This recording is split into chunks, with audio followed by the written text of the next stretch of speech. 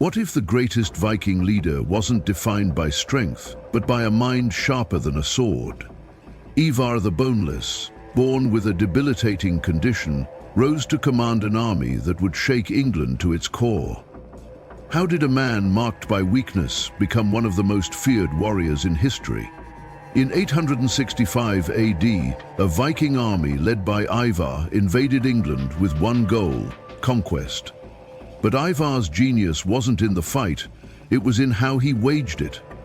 His mind, his strategy would forever change the course of England's fate. Stay with us as we unravel how Ivar, against all odds, became the king who conquered England.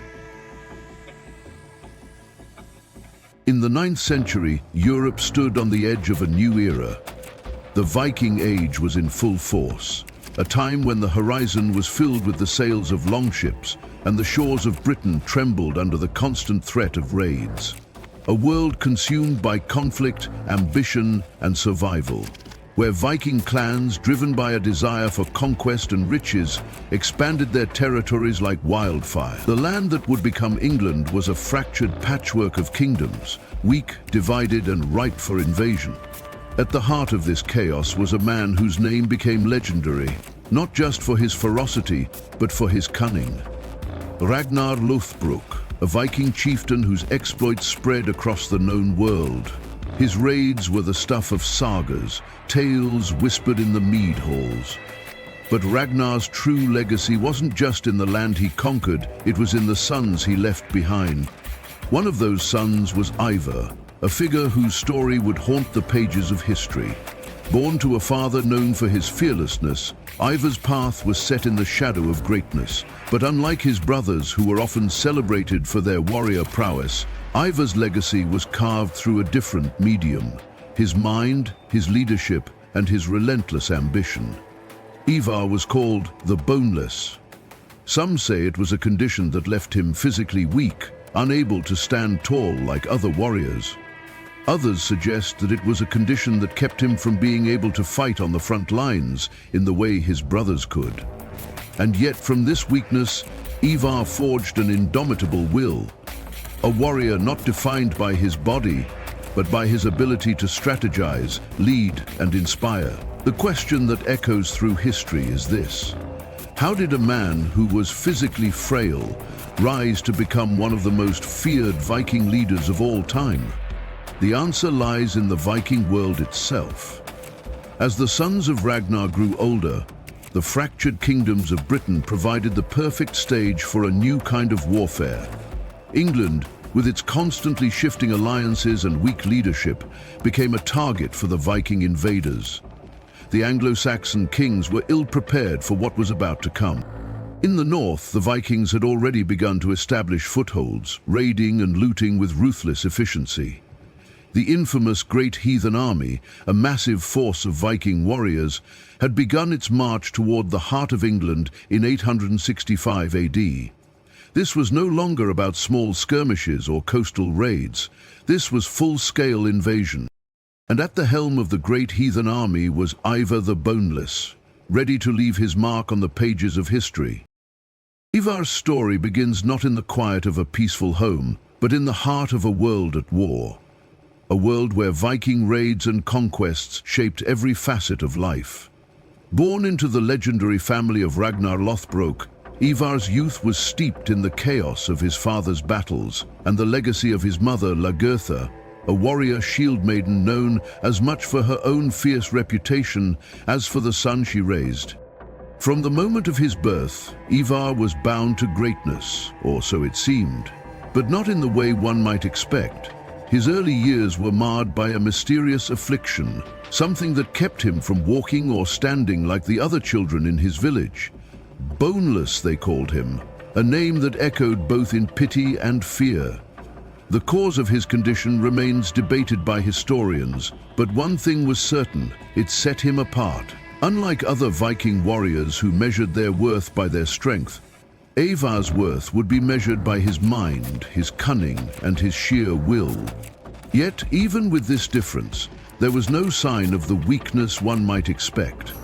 His condition, rather than holding him back, seemed to forge something far more dangerous within him. By all accounts, Ivar's disability never stunted his ambition. It did not make him shy from the blood-stained halls of Viking power. Instead, it fueled him, turning him into something much more than just a warrior. It turned him into a leader, a tactician. As he grew, it became clear that Ivar would not allow the world to define him by his frailty. No, he would carve his own path, not by strength of body, but by strength of mind. His rise was not by chance. It was driven by one singular, unrelenting force: revenge. The death of his father, Ragnar Lothbrok, was the catalyst. Ragnar's demise, caused by a treacherous betrayal and his subsequent execution at the hands of King Egil of Northumbria, left a hole in Ivar's heart, one that could only be filled with vengeance. But revenge alone would not make Ivar the Boneless one of history's greatest warriors. No, it was his ability to think, to plan, to anticipate his enemy's every move. Unlike his brothers, who were celebrated for their prowess in battle, Ivar knew that victory was never just about the sword. It was about strategy, about understanding the land, the people, and the weakness in the hearts of those who would dare to challenge him. In 865 AD, Ivar's opportunity came. The Great Heathen Army, a force of Viking warriors, set its sights on England. The time had come.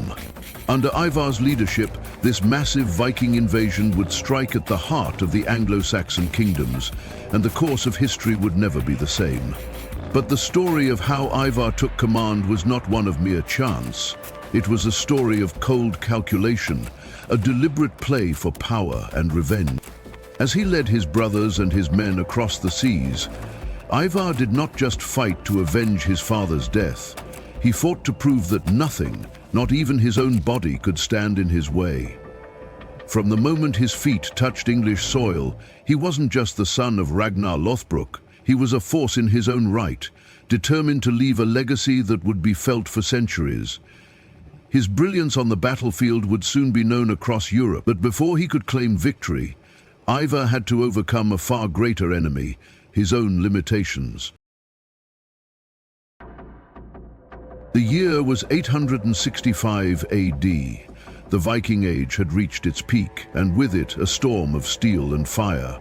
The Great Heathen Army, a formidable force of Viking warriors, set sail across the North Sea, their sails a dark omen for the kingdoms of England. This was no mere raid. This was an invasion that would alter the course of history. Leading this force was Ivar the Boneless, a warrior whose name was etched in the annals of fear. Ivar's aim was not simple plunder.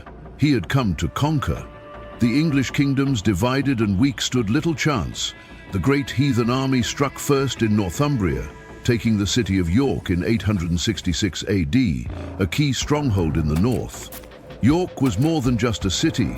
It was the heart of Anglo-Saxon resistance, and this is where Ivar's true brilliance unfolded. The siege of York wasn't merely a test of strength. It was a test of patience, intellect, and endurance. For months, Ivar's forces surrounded the city, cutting off supplies, employing psychological tactics, and waiting for the moment when the defenders would crack. He didn't rush. He didn't make reckless moves. Instead, Ivar planned each step, knowing the battle was won not in the first strike, but in the war of attrition. Ivar didn't fight the way most warriors would. While his brothers clashed on the front lines, it was Ivar's mind that guided their every move. He knew his enemies better than they knew themselves, wrote Saxo Grammaticus, and he knew that in war, strength was secondary to strategy. With each passing day, the walls of York grew weaker, and the resolve of its defenders began to fade. The city was suffocating, and soon it would fall to the siege that no one thought could be defeated. In the end, the city surrendered, and York became the first true Viking victory on English soil. But this wasn't just about taking a city, it was about domination. It was a victory born from calculated moves, the kind of precision that would be the hallmark of Ivar's leadership. He had shown the world that a warrior's strength wasn't defined by his body, but by the force of his will and intellect. But the victory at York was only the beginning. For Ivar, the true battle had just begun. With his mind sharpened by the taste of conquest, Ivar's ambition would carry him further into England, further into the heart of his enemies. His army was now not just a force of Vikings, it was a machine of war, driven by revenge, intellect, and the singular purpose of shaping a new world. Ivar the Boneless was not just a warrior, he was a master tactician, whose name became synonymous with strategic genius on the battlefield. While his brothers were celebrated for their strength, Ivar's brilliance lay in the way he used the mind as his greatest weapon. On the field, he wasn't simply fighting with steel, he was fighting with tactics that shattered his enemy's resolve before a single sword was swung. Ivar's strategic mind turned every battle into a game of wits. He understood warfare was not only about bloodshed, it was about manipulation, control, and precision. In every conflict, Ivar employed psychological warfare. He would feint, drawing his enemies into traps that made them believe they were in control, only to spring a decisive counterattack. His forces would retreat in apparent disarray, only to return with overwhelming force. His enemies never knew when they had truly won, and by the time they realized it, it was already too late. But it wasn't just deception. Ivar had an unyielding ability to adapt, to meet his enemies where they were weakest and exploit it ruthlessly. His armies were known for their brutality, but Ivar understood that the mind was often more powerful than sheer strength. Force, in his hands, became a tool for psychological domination. A seemingly weak opponent was a challenge to be studied, outwitted, and crushed. Ivar's leadership was driven by one unshakable principle. Victory was not optional, it was inevitable. This relentless drive led to his pivotal victory in Northumbria, a conquest that would mark the turning point in the Viking invasion of England. Northumbria, a kingdom already torn by its internal divisions, fell under the weight of Ivar's siege. For months, he outmaneuvered the Anglo-Saxon defenders, breaking them down with precision, using their own tactics against them. When the city finally fell, it was not the brute force of Viking warriors that claimed the day. It was Ivar's ability to dismantle his enemies mentally before he ever engaged them physically. His victory at York was the first, but the fall of Northumbria sealed the fate of England's northern kingdoms. Yet for all his victories, Ivar's legacy was not simply built on the land he conquered or the battles he won. His legacy lies in how he changed the way the world saw leadership. Ivar proved that strength was not just physical, it was a matter of will, intellect, and strategy. In an age where warriors were revered for their physical prowess, Ivar showed that the greatest weapon in any leader's arsenal was the ability to think several steps ahead. The Viking conquest of England continued long after Ivar's death, but it was his mind, his vision, that set the stage for future generations. Ivar's sons, inheriting his legacy, would continue his work of conquest and expansion.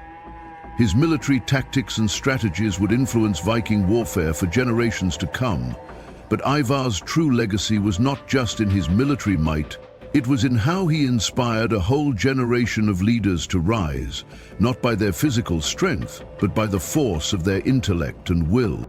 Ivar's name lives on, not just in the sagas of Viking warriors, but in the very fabric of England itself.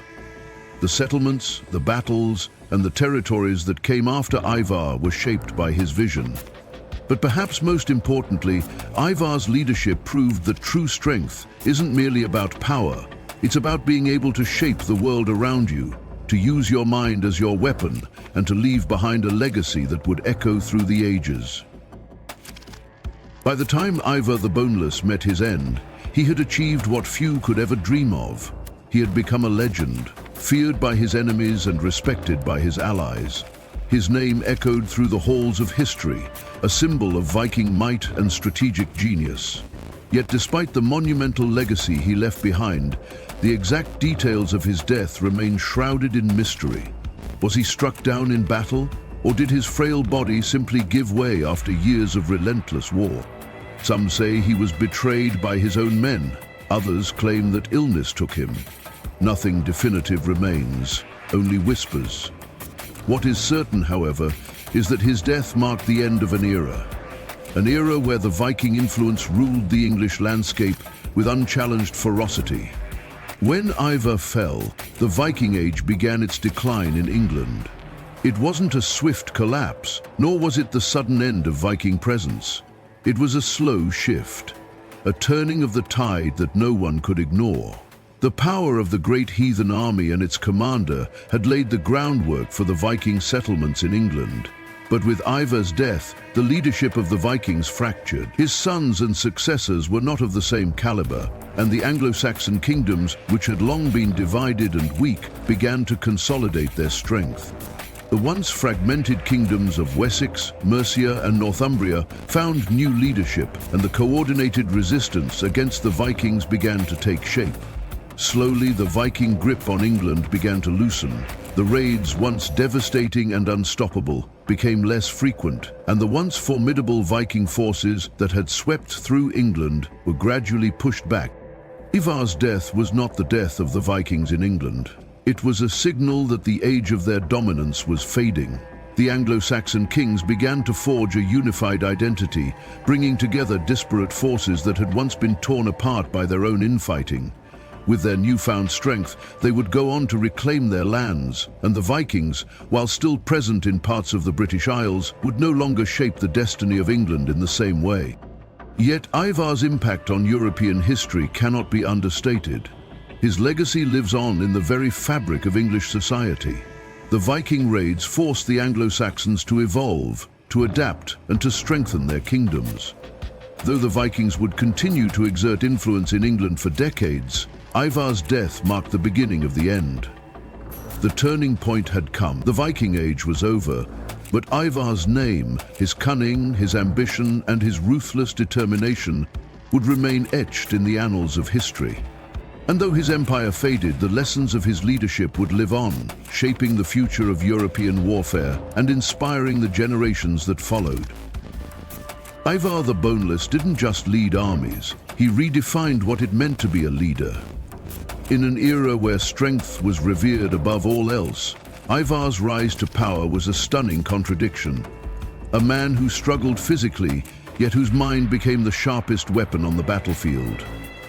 His story is not just one of military conquest, but of resilience, of facing the harshest odds and turning them into a blueprint for overcoming adversity. Today, Ivar's name echoes beyond the Viking Age. His legacy is felt in modern leadership, in the leaders who don't just rely on the might of their armies, but on their ability to outthink and outmaneuver their competition.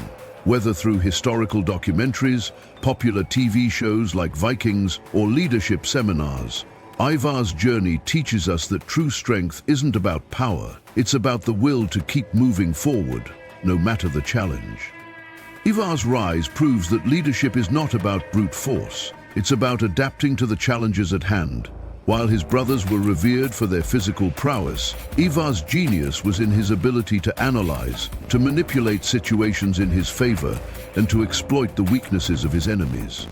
His ability to innovate in battle, using deception and psychological tactics, transformed him into one of the most formidable figures in history. The lessons we draw from Ivar today are more than just tactical. They are about facing down challenges, whether personal or professional, and using intellect, perseverance, and cunning to navigate them. Modern leaders, whether in business, politics, or social movements, can look to Ivar and see how he turned disability into his strength, how he crafted his legacy not with his body, but with his mind. Ivar's story connects to the world we live in today, where obstacles are often seen as insurmountable. Whether it's a corporate leader facing tough market conditions, a politician striving to change a broken system, or an individual battling personal limitations, Ivar's legacy serves as a stark reminder: adapt, lead, and innovate. Just as Ivar outmaneuvered his enemies with strategy, modern leaders must use intellect and will to overcome what seems impossible. His life was a relentless pursuit of victory, not just for land, but for influence. Teaching us that leadership isn't about what's obvious, it's about being several steps ahead, knowing how to capitalize on weaknesses, and building something lasting with whatever you have. The world today is filled with leaders and thinkers whose circumstances may not be ideal, whose challenges may seem too great. Yet Ivar the Boneless story speaks to them and to all of us. It's a reminder that leadership isn't about following the traditional path. It's about carving your own, using whatever you have, and pushing past your limitations. Ivar's story continues to inspire those who face personal adversity and reminds us that even the most unlikely of leaders can shape history. Ivar may have lived centuries ago, but his lessons on leadership, innovation, and resilience continue to inspire and shape the leaders of today. In his story, we see the power of turning our weaknesses into strengths and the impact of thinking beyond the obvious. Ivar's legacy is a constant call to action, a reminder that even the most impossible of challenges can be overcome with the right mind and the right will. Ivar the Boneless was born into a world that seemed destined to break him.